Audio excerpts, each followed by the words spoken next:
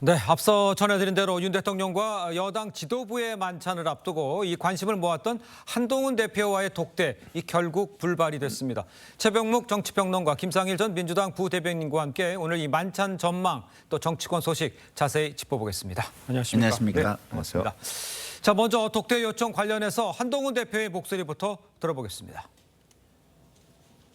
독대 제안하신 거 취지랑 그건 지나간 얘기잖아요. 저는 지금 공개적으로 말하기 어려운 중요한 사안들이 있고 그 사안들에 대한 논의가 필요한 상황이라고 생각합니다. 이번이 어렵다면 조속한 시일 내에 만나야 한다고 생각합니다. 더 드릴 말씀은 없네요. 아직까지 대통령실로부터 연락 받으신 거 없나요? 저는 언론 보도 외에는 본 적이 없습니다. 자, 직접 들으셨습니다만 공개적으로 말하기 어려운 거를 독대를 통해서 이야기하겠다고 했는데 이 대통령실 별도로 협의를 할 사안이다. 이렇게 만남 자체가요. 이렇게 하면서 사실상 거부를 했습니다. 독대 요청 사실이 언론에 공개된 것에 대해서 대통령실이 불쾌감을 표한 상황인데 글쎄요. 이 무산 배경 이건 어떻게 예상하세요? 저는 독대를 거부한 게 아니고요. 네네. 독대를 요청했다는 이런 그 어떤 사실 뭐 이런 것들이 언론에 공개된 데 대해서 대통령실이 불쾌해하고 있다. 이런 걸 생각합니다. 왜 그러냐면 예. 독대라는 게 신뢰가 전제되지 않으면 독대를 했다고 해서 의미가 없습니다. 그런 점에서는 자 대통령의 일정을 집권당의 대표가 짜는 게 아니잖아요. 그렇죠. 그러니까 집권당 대표를 단독으로 만날 것인가 뭐 집단으로 만날 것인가 하는 부분은 대통령의 결정 사항이지 예. 한동훈 대표가 이러자 저러자라고 얘기해서 대통령이 거기에 반드시 따라야 할 의무가 있는 건 아니다. 그러니까 예. 24일 오늘 만찬은 대통령이 국민의힘 지도부를 격려하기 위해서 만든 자리고 예. 그다음에 이제 독대 필요성이 있다. 만약에 한동훈 대표가 그 얘기를 계속 대통령실에 전달을 한다면 예. 별도로 뭐 날짜를 잡을 수도 있고 근데 그 날짜를 잡는 것도 한동훈 대표가 그걸 사전에 내가 이렇게 독대 요청을 했습니다라고 공개하는 거는 대통령에 대한 예의가 아니라고 저는 생각을 하거든요. 네네네. 그래서 아마 지금 대통령실에서 독대를 꼭 안 하겠다는 것이 아니고 예. 그 요청하는 방식이나 공개되는 과정 뭐 이런 부분에 대한 아마 불만을 표출한 것으로 보인다. 이렇게 지금 말씀드리겠습니다. 최병묵 편집장님 말씀 중에 제가 이제 추가로 질문 드려야 할 게 공개된 것에 대해서 이제 문제가 있다라고 말씀하신 거잖아요. 근데 그렇죠.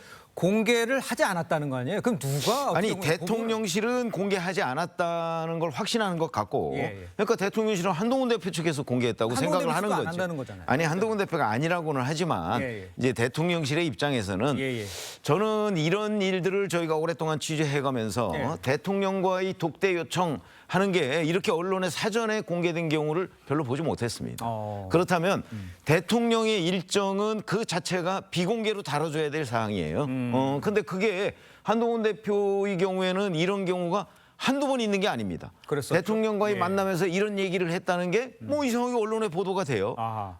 그런 경우마다 이제 대통령실에서는 지금 국민의힘을 의심하고 있는 거기 때문에 예. 이렇게 신뢰가 깨진 상황에서는 아마 독대를 해도 별다른 성과가 없을 것이다. 이렇게 생각합니다. 알겠습니다. 오늘 만찬에서 이 논의해야 할 이 중요한 현안이 한두 개가 사실 아닙니다. 이 독대 문제로 이 당정 간의 신경전을 벌이면서 결국 불발된 상황. 이거를 어떻게 밖에서 보십니까? 이 지금 최병국 편집장님 말씀하신 게 대통령과 한동훈 대표 둘만 보면은 맞는 말씀이에요. 그게 무슨 의미입니까? 근데 이분들은 지도자잖아요. 예. 국민을 봐야죠. 예. 그리고 정세를 봐야 되고 네네. 무엇을 할 것인가를 생각하셔야 되잖아요. 네네. 그럼 지금 국민들이 굉장히 답답해하고 힘들어하는 예. 상황이 있습니다. 근데 그거를 생각하면 아니 한동훈 당대표가 이렇게 괘씸하게 불쾌하게 이런 거를 해? 이거를 생각할 때가 아니죠. 그거는 뒤로 따로 형이시라면서요. 따로 이렇게 동생 이거 이러면 안 돼라고 타일르시더라도 예. 지금 전 국민들이 지켜보고 있는데 이런 식으로 하시는 거는 대통령께서 굉장히 작아 보인다. 이런 말씀을 드릴 수밖에 없고요. 많은 국민들이 그런 부분에서 상당한 실망을 하고 있지 않을까 이렇게 좀 우려가 됩니다. 알겠습니다. 그 결과를 어떤지 밖으로는 두 사람의 갈등이 그대로 표출되는 모습이다라는 걸 좀 지적해 주시는 것 같아요. 자, 그런데 이제 독대를 놓고 이제 지금 당정 갈등이 또다시 이제 불거진 모양새가 되다 보니까 오늘 회동에서 과연 의미 있는 성과를 거둘 수 있겠느냐. 밥만 먹고 또 끝나는 거 아니냐 이런 목소리가 나오는데 이건 우려의 그러니까 목소리가 밥만 먹고라는 이런 식의 표현이 굉장히 자극적이에요. 네. 왜 밥만 먹습니까? 그 국민의힘 지도부 신임 지도부 격려하는 만찬 아니겠네요? 아닌가요? 예. 그래서 격려를 했어요. 그러면 대통령실 나름대로 오늘 만찬의 목표를 저는 달성했다고 봅니다. 예. 격려하는 의미였으니까. 그다음에 독대는 별개의 문제예요. 그러니까 독대는 예를 들어서 내일이라도 이룰 수 있어요. 지금 뭐 김상일 평론가 말씀하셨듯이 네네. 이게 뭐 두 사람과의 관계가 아니고 국민과의 문제니까 그 만찬하는 자리에 뭐 또는 앞이나 뒤에 뭐 잠깐 그 한동훈 대표 만난다고 해서 이 중차대한 문제를 도대체 뭐 1시간을 2시간을 뭐 협의할 것도 아니잖아요. 예. 그러니까 내일이라도 또는 모레라도 이 문제를 논의하기 위한 별도의 자리를 만들 수 있잖아요. 근데 그런 거 생각은 안 하고 아하. 뭐 오늘 예를 들어서 만찬에서 대통령의 격려를 받았다 그러면 밥만 먹고 헤어졌다 그러니까 아무런 의미가 없다. 이런 식으로 그 집권당 대표와 대통령 간의 일정을 폄하하는 발언이 예. 어제 보니까 그 기사가 국민의힘 관계자한테서 나왔더라고요. 네네. 국민의힘에서 그런 식으로 이 대통령과의 그 자리를 평가하는 것 자체가 이건 예의도 아니고 예. 정치는 그런 식으로 하는 거는 아니다라는 생각을 저는 정진석 비서실장이 5선 의원 출신이잖아요. 그렇죠. 충분히 하고 있고 이건 아마 정진석 비서실장 선에서 예. 지금 이 문제를 다루고 있는 것 아닌가 이렇게 생각합니다. 알겠습니다. 자, 이런 상황인데 이제 그 민주당은요, 이 정부를 제외한 이 여야의 협의체 가동을 의협에 제안하기도 했습니다. 그러니까 네. 회의는 안 되고 있는 상태에서 독대도 안 되고 있는 상태에서 지금 야당은 지금 뭐 새로운 방법을 또 찾아보고 있는 상황이잖아요. 저 방법은 어떻습니까? 글쎄요, 일단은 정부를 빼고 간다 이런 표현은 저는 안 좋은 것 같아요. 그러니까 뺀다는 표현보다는 예. 정부와 의협의 그 의료계의 갈등이 있으니까 예. 일단은 개문 발차례도 일단 시작을 해야 된다. 그리고 언제든지 들어오셔라. 예, 예. 들어오기를 저희는 굉장히 갈망합니다. 네네. 소망합니다. 이렇게 하면서 가는 게 맞겠죠. 어. 그래서 저거를 그냥 정부 빼고 하는 여야 의협의체 이렇게 표현하는 것보다는 좀 더 문제를 풀려는 쪽에서 예. 그리고 그 의도를 보여주면서 국민을 위한다는 측면에서 예. 좀 표현들을 좀 더 문제 해결의 목적을 표현들을 좀 사용했으면 좋겠다 이런 생각이 듭니다. 알겠습니다. 자, 계속해서 다음 이야기도 해보도록 하겠습니다. 어제 이제 국회 법사위에서 이른바 법 왜곡죄 이와 관련해서 검사 탄핵을 놓고 여야 의원들 간의 공방이 벌어졌죠. 어떤 이야기가 나왔는지 먼저 화면으로 만나보겠습니다.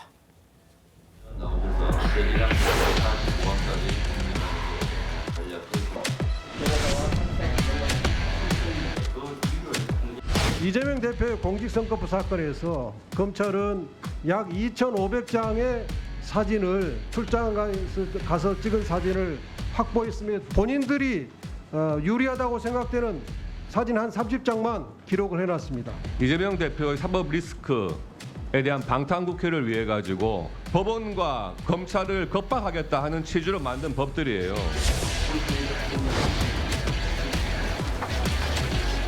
잘못이 있는 검사에 대해서도 다른 일반 공무원과 같이 충분히 파면에 해당하는 탄핵을 할 수 있도록 하는 탄핵의 그 사유의 실체적 진실을 밝히겠다는 것이 아니라 국민들에게 탄핵이 필요하다는 부분을 선전하는 장으로 활용했다.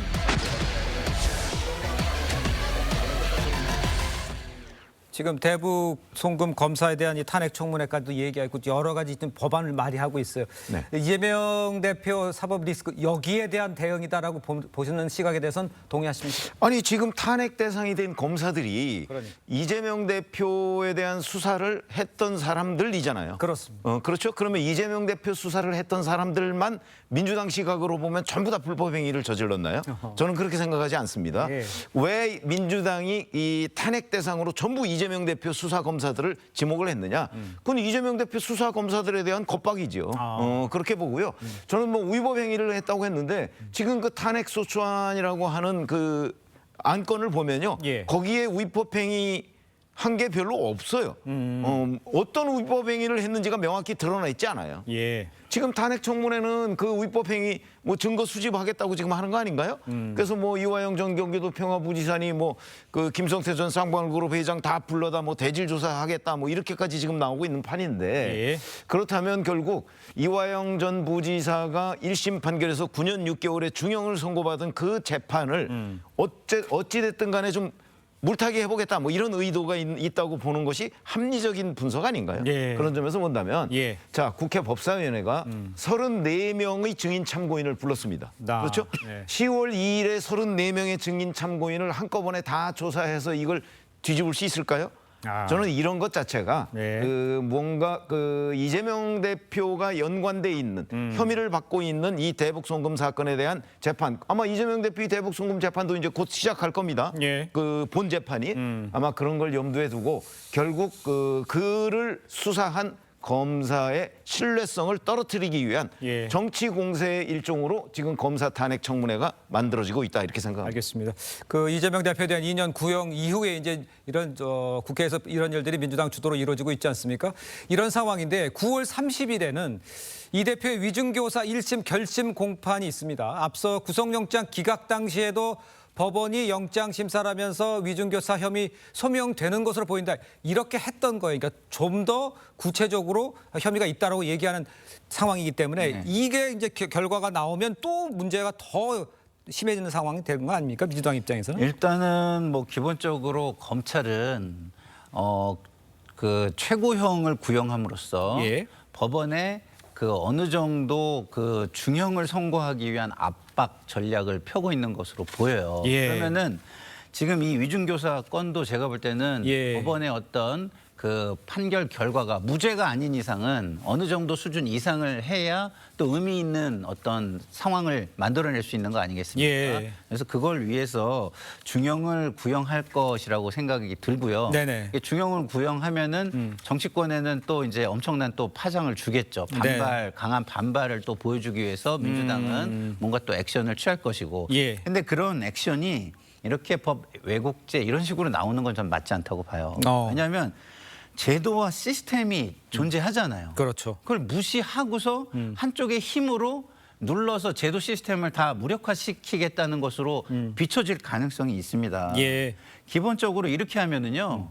국가 전체 모든 분야가 다 정치화돼요. 아하. 이렇게 되면은 검찰도 어느 줄에 서 가지고 그 힘을 이용해 가지고 뭐 자기의 어떤 네. 뭐 출세라든가 아니면 이해관계라든가 이런 걸 실현하려는 사람들이 검찰 내에서도 나타나지 않겠습니까? 예. 그럼 이러면 국가 전체, 국가의 모든 시스템 전체가 정치화되는 거예요. 예. 정치권에서는 이런 건 저는 해서는 안 된다고 봅니다. 지금 민주당이 하는 행태를 법 비판했다. 왜곡죄 이런 이렇게 거는 저는 안 잘못됐다. 맞다고 봐요.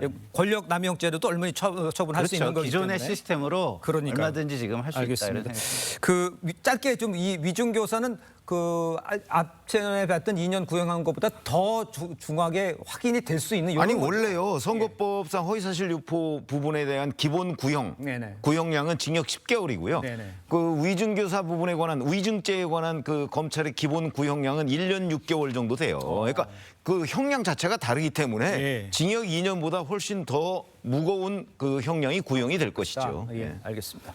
자, 다음 소식도 짚어보겠습니다. 민주당 김민석 최고위원이요. 계엄서에 이어서 이재명 대표에 대한 테러 가능성을 언급하고 나섰습니다. 이건 또 뭘까요? 직접 한번 들어보겠습니다. 정권 교체 초입에 들어섰다고 제가 최근에 말씀드렸는데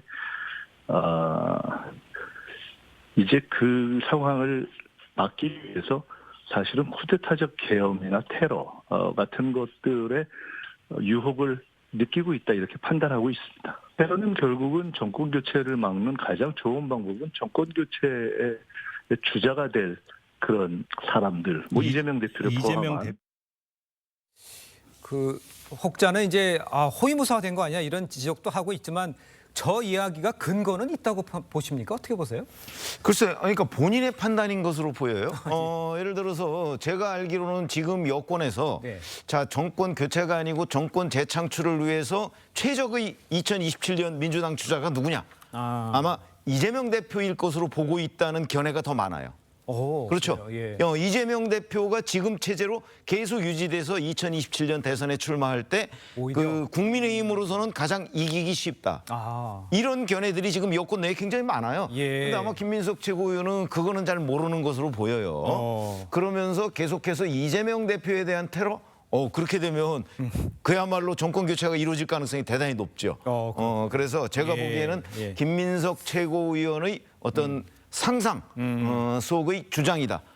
그 상상이라는 건 근거가 없잖아요. 그러니까요. 상상 속의 주장이고 근거 없다 이렇게 말씀을 해주셨는데 계엄설을 두고도 지금 명확한 근거를 없다는 지적이 좀 많지 않습니까? 이 당 수석 최고위원이에요. 이 김민석 위원이 연일 계엄설을 주장하는 상황. 당에서는 어떻게 보십니까? 저 자제해야 된다고 생각하시는 건가요? 아니면 뭔가 나름의 의미가 있다고 보시는 건가요? 해야죠. 그렇습니까? 네, 예. 왜냐면은 뭔가 이렇게 근거를 내놓으면서 시원시원하게 끌고 가주면 바라는데 그런 근거를 내놓는 것도 아니잖아요. 근데 그 주장 자체가 또 이쪽에서 보면은 이걸 비판하면은 또 뭐 수박이니 뭐 이렇게 또 이렇게 몰릴 가능성이 또 있잖아요. 예. 그러니까 선뜻 나서서 뭐라고 하기도 어렵고 네. 그렇다고 해가지고 시원하게 근거를 대고 우리 쪽이 확 모든 것을 주도해 갈 수 있게 이렇게 하는 주장을 해주는 것도 아니고 그래서 좀 답답한 상황이라고 생각이 드는데 예. 제 개인적인 말씀을 드리면 네네. 김민석 의원은요. 일단은 정상적인 어떤 정치 문화에서는 저 수석 최고위원이 될 수가 없는 거예요. 이 정치판을 싸움판, 정쟁판으로 만들어야 본인이 수석 최고위원이 될 수 있는 거죠. 본인이 사실은 민주당의 정체성으로 놓고 보면은 그렇게 모범적이지 않지 않습니까? 네? 그렇기 때문에 지금 이런 상황을 만들어서 본인의 이익을 취하려는 저는 그런 어떤 개인적인 어떤 욕심이다, 권력욕이다 이런 생각이 듭니다. 알겠습니다. 개인적인 욕심이고 권력욕이 있어서 자기 정치하고 있다 이렇게 좀 지적을 해주시는 것 같습니다. 근데 김 최고위원은요 범야권인 조국혁신당을 향해서도 상하기 시작한 물이다 이렇게 비판을 했어요. 새로운 민주당을 향해서 이낙연 잔장들을 정계 은퇴하라 이렇게 비판하고 있습니다. 다른 야당에 대한 공세 이것도 뭐 같은 맥락에서라고 이해를 하면 됩니까? 근데 조금 다르죠. 조국혁신당의 경우에는 지금 그 이제 곡성, 영광 두 군데에서 지금 그 격돌이 있는데 그중에 특히 영광 군수의 경우에는 조국혁신당 후보가 매우 선전하고 있어요. 승부를 예측하기 어려운 상황이기 때문에 아마 그를 공격하기 위한 그 포석으로 보이고 새미래민주당의 경우에는 전병헌 대표가 지적하는 이게 한때 같은 편이었지 않습니까? 그게 매우 아픈 거예요. 그렇기 때문에 저는 그 거의 막말성 그 대응이 이루어지고 있다 이렇게 봅니다. 그런 점에서 본다면 저는 뭐 김민석 최고위원이 개인적인 욕심도 있지만 이재명 대표의 대리인 역할을 지금 충실히 수행하고 있다. 저는 그렇게 생각을 합니다. 알겠습니다. 자, 이런 상황에 또 한 명의 과거 또 실세였었죠. 임 전 실장 또다시 입장을 냈습니다. 평화롭게 오고 가면서 협력하자는 게 그렇게 어려운 일이냐 뭐 이러면서 기존의 이제 두 체제를 유지하는 거 이거를 또다시 이야기를 했어요.